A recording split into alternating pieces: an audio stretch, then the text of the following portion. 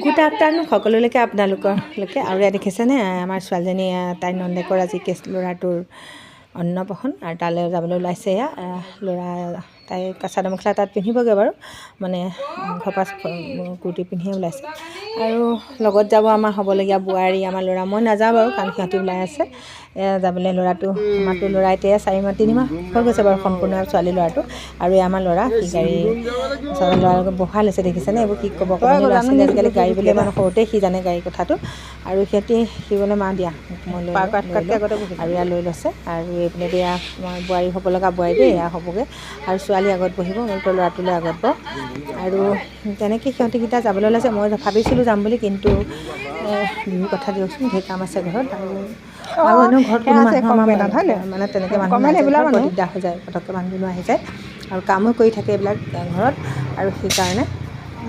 আৰু এয়া ল'ৰালৈ গাড়ী সিহঁতি যাবলৈ ওলাইছে আৰু কাৰণ যোৱা এবাৰ আগত সি গুচি গ'ল কাৰণ সময়মতে মোমায়েক নহয় জানো ভাতটো মুখত দিব লাগিব যে আৰু সেইকাৰণে আগত গ'ল আৰু মই বাই বাই দে ভাবিলোঁ ভিডিঅ' অকণমান কৰি থৈ দিওঁচোন সেই তেতিয়া অকণ ভাল লাগিব দিয়কচোন আৰু তেনেকৈ ভাবি ভিডিঅ'কণ কৰিবলৈ লৈছোঁ আৰু তাৰপিছতে ভাবি ল'লোঁ আপোনালোককো দেখা গাড়ীখন চক নুধুলে কৈছোঁ ল'ৰাখিনি ৰাস্তাবিলাক বনাই আছে যেন গাড়ীখন বহুত লেতেৰা হৈ গ'ল আৰু ইয়াক গৈছেগৈ দেই আজিলৈ বাই বাই